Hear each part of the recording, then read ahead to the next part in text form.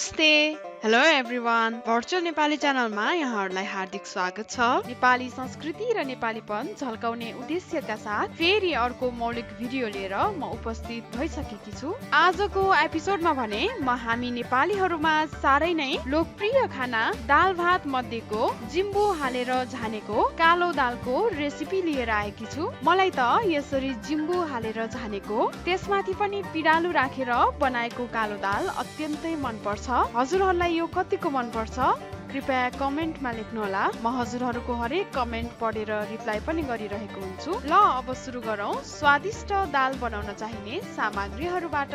सबैभन्दा पहिले मैले यहाँ लिएकी छु भिजाएर राखेको कालो दाल। यो दाल मैले राम्ररी केलाएर पखालेपछि मनतातो पानीमा 1 घण्टा भिजाएर राखेको थिएँ। पकाउनु भन्दा अगाडि केही बेर दाललाई भिजायो भने दाल बाक्लो अनि लटक्क भएर पाक्छ।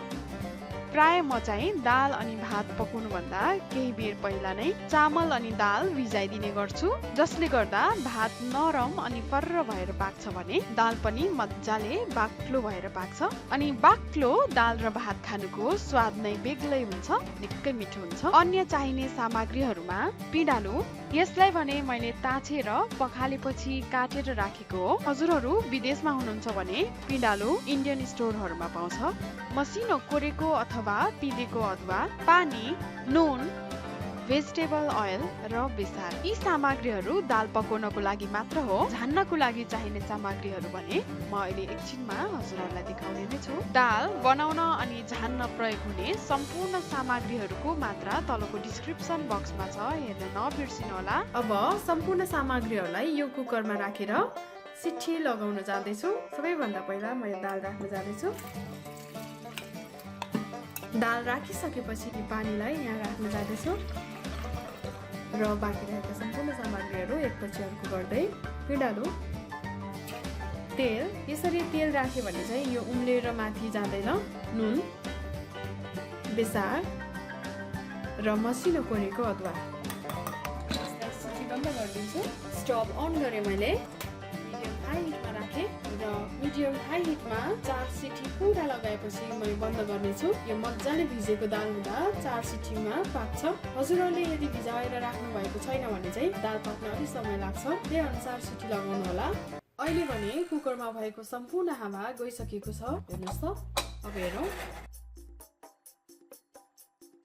हेर्नुहोस् त मजाले लटक्क भएर पाकेको छ यो। अब दाल झान्नको लागि यो भाँडा बसाल्छु। स्टभ अन गरौँ, मिडियम हिटमा राखेँ मैले। यो दाल झान्न चाहिने सामग्रीहरू म ठिक पार्न जाँदैछु। दाल झान्नको लागि मैले यहाँ यी सामग्रीहरू ठिक पारेको छु। सबैभन्दा पहिले छ भेजिटेबल ऑयल, मसिनो चप गरेको लसुन, हिङको धुलो, गाईको शुद्ध घिउ र जिम्बु। घिउलाई भने म दाल झालिसकेपछि अन्त्यमा राख्नेछु, जसले गर्दा कालो दाल निकै मिठो हुन्छ। भाँडा तातिसकेको छ। अब यो तेल राखौँ। तेल पनि तातिसकेको छ। अब यो मसिनो चप गरेको लसुन, हातलाई सानो बनाइदिन्छु। लसुन हल्का रातो रातो हुने गरेर भुटौँ। अब जिम्बु पनि राखौँ, चलाइदिउँ। जिम्बुको निकै मिठो बास्ना आइरहेको छ र अन्त्यमा यो हिङको धुलो राखेर दाल राखौँ।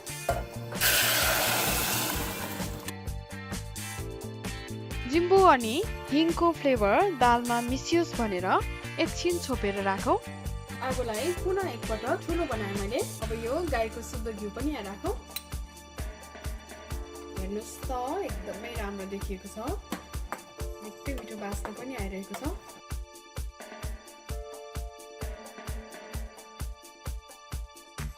अब यो दाल म यो सर्भिङ बाउलमा खनाउन जाँदैछु। हेर्नुहोस् त माथिपट्टिबाट मैले थोरै धनिया पनि राखेँ। हेर्नुहोस् त निकै राम्रो अनि हेर्दै खाउ खाउ लाग्ने देखिएको छ। हजुरहरू पनि यसरी नै बनाएर खानुहोला। आजको हाम्रो यो प्रयास हजुरहरूलाई कस्तो लाग्यो? मन पर्यो भने भिडियोलाई लाइक गर्नुहोला, कमेन्ट पनि गर्नुहोला। अनि यस्तै मिठो मिठो नेपाली मौलिक रेसिपीहरूको लागि भर्चुअल नेपाली च्यानल सब्स्क्राइब गर्नुहोला। धन्यवाद।